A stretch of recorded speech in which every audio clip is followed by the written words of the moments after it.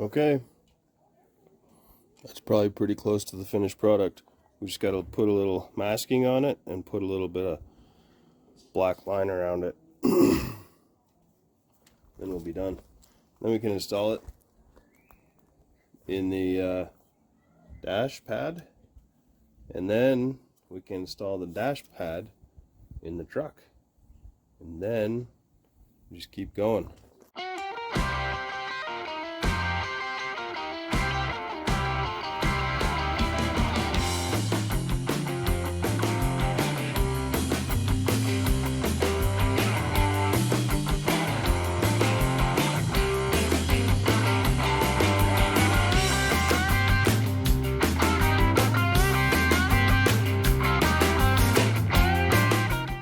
Underhood black, low gloss finish. It's a little flat for me, but for this it should do just fine. You can see I masked it off and I've got it set out here on the grass. I'm not 100% concerned about getting a little overspray on the grass because it'll just grow back. So for this, and using a spray can, I don't know how many of you guys have done it, but there's a couple of things that you need to understand that's going to stop you from, or help you stop getting runs and stuff. Number one is to put down a light coat first, let it tack up, and then when you spray on another coat, a thicker coat, it'll kind of soak into that tacked up coat and it'll help it stay. The other one is when you're spraying, you know, I spray before and I let off after. You don't ever want to stop in the middle and turn around and go the other way, because when you stop that split second, that paint pools right where you're at. Now, am I worried about this? Not really, but I thought you guys could use just a couple of tips.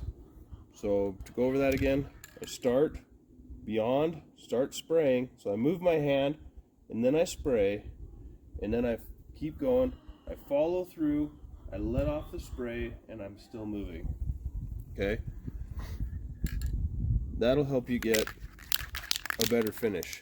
Now, I have seen to where people, I'm like, just fog it on, and they put it on there and it's dry, and they put like 12 dry coats, and you're just going to get a bunch of dried paint dust all over your project. So, I mean, there is, I don't know, I kind of go a little closer, sometimes I go a little thicker than maybe I probably should, but practice makes perfect. You know, you want to make sure your paint's mixed properly.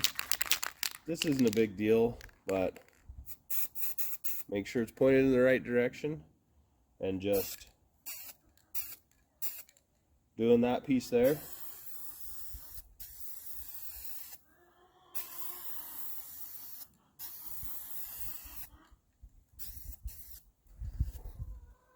Really, I mean,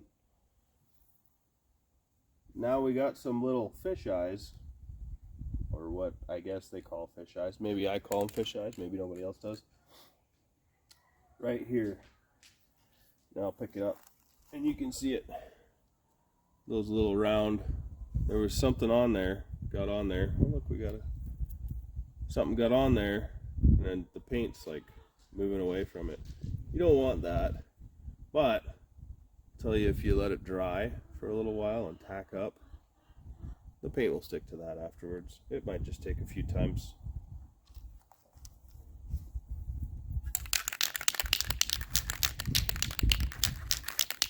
Gloves would be helpful, but a lot of times I just forget and I just get carried away. I get antsy and I'm like, oh, I gotta go.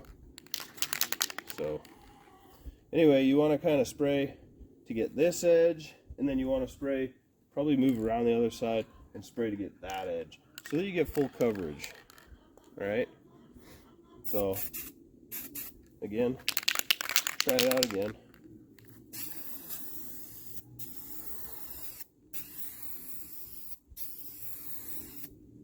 See, now you can actually see that I'm not getting any paint right here and right here. So the only way to do it sometimes is just to reposition it. Or reposition yourself. Sometimes it's easier just to move yourself. See, now it's covering up most of those fish eyes that I was telling you about.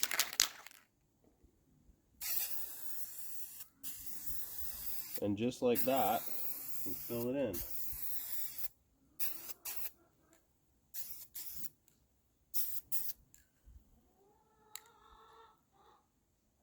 What do you guys think? You think it'll be good enough?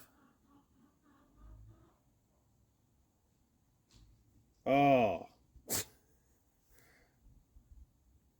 course, inevitably, if you're painting outside, there's always going to be a bug or a fly or something that lands in it. If you're painting your car, if you're painting whatever, it doesn't matter, there's going to be a bug.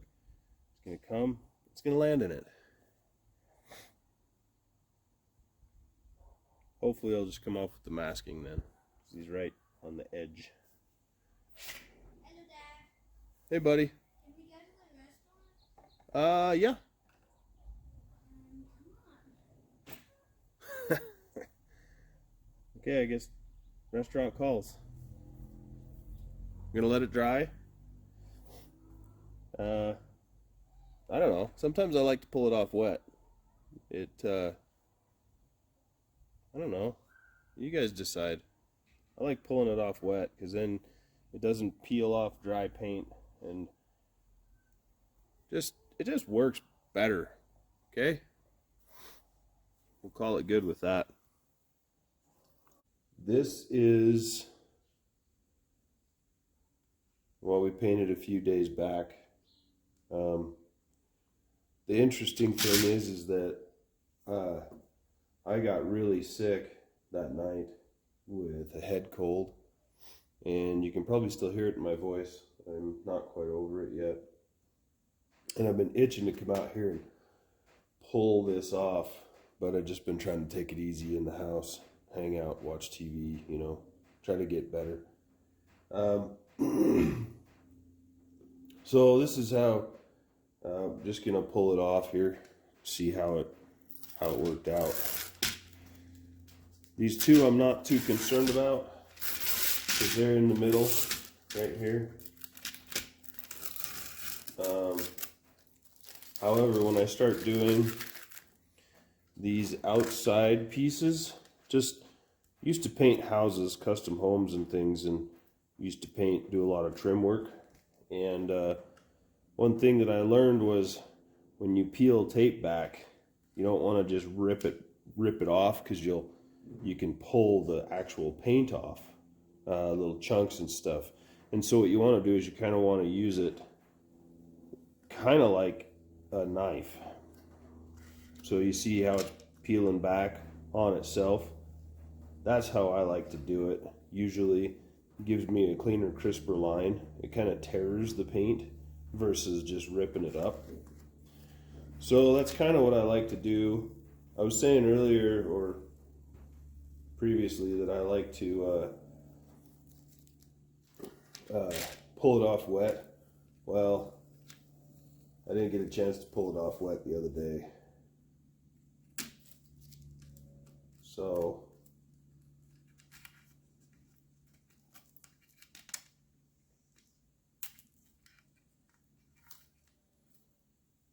I don't know, I guess kind of however this turns out is, we went a little off there. We masked it a little too far down in the line there. Well, we'll have to see if we're happy with that or not.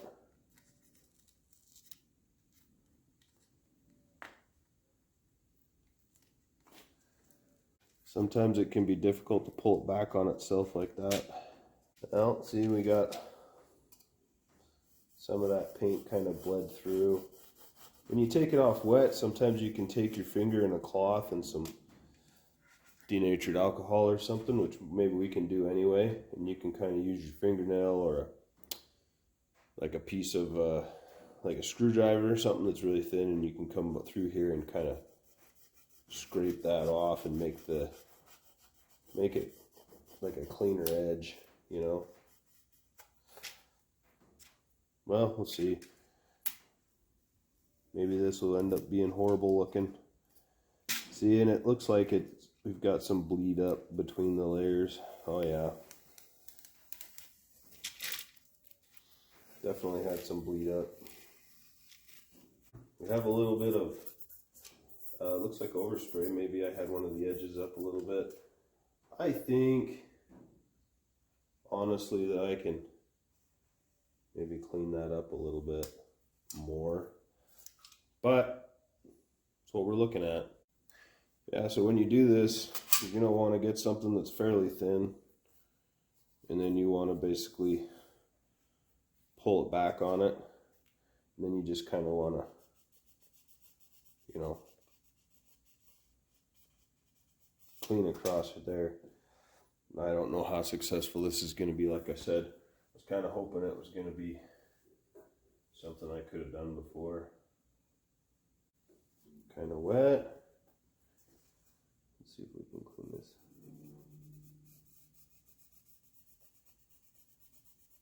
In case you guys are wondering, I'm using acetone.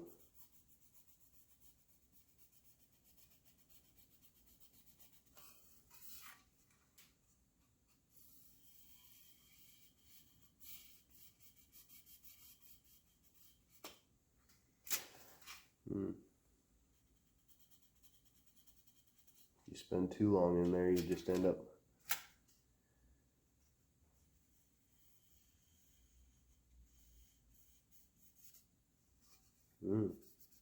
see, it's kind of eating it.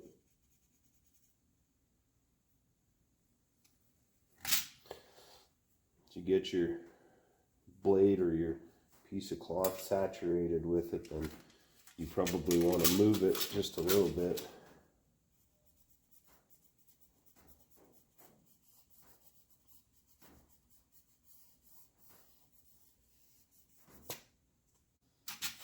Actually working pretty good there.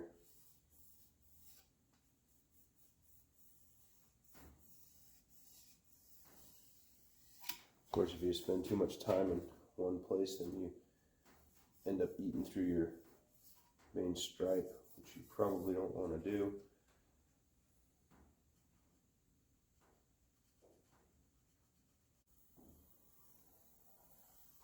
Well, sometimes it's better with your finger because then you can actually feel what you're doing. Well, I think that might be just something that we're okay with. These trucks weren't perfect when they came out of the factory.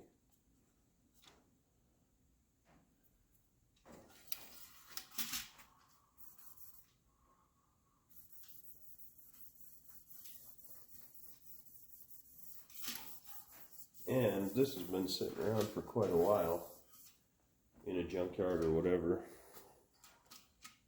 You give me a minute, we can get the Bonanza logo on there. So this is the old one. This is the original one off the Bonanza.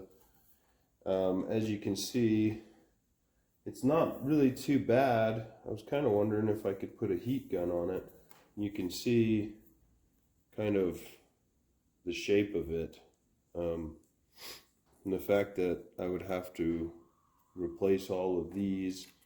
And then when I was looking at the truck itself, it had aluminum like this, or it does have aluminum like this on the door skins or the door inserts. And so that's why I kind of was thinking this would look pretty good. Plus aluminum, pretty straight, pretty nice piece. I found this on eBay. It wasn't cheap. It was around $100, and then I think there's free shipping. They're not that easy to come by anymore, you know, especially original GM stuff, which is kind of what I prefer to use, even though, you know, I end up buying reproduction because you just don't have any choices. So from this to this,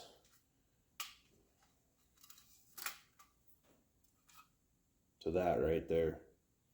And you know, this isn't perfect. It's worn. This kind of has a worn look to it. It's gonna look great, I think. Okay. There, let me know what you guys think.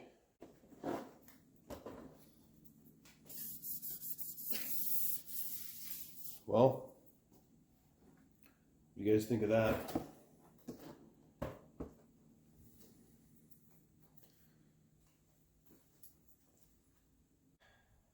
That's what we're looking at right there as far as how the interior is looking so far. I like it. Obviously the door panels look a little bit different. They have kind of a factory finish on the aluminum there. But I feel like what I did was not too far off. So anyway, I really like it. I think it looks really good. Got to address the instrument panel there. And maybe still clean up these doors some. But hopefully have it back together here pretty soon. Instagram account, Boys Customs. You guys can go on there and follow me, and you can see some of the progress, some of the things you didn't see in this video. You can see some of my other projects and other things that are going on. Yeah, I appreciate you guys watching, and let me know what you think. Unless you're going to be a jerk about it, then keep your opinions to yourself, and have a good one, eh? We'll see you.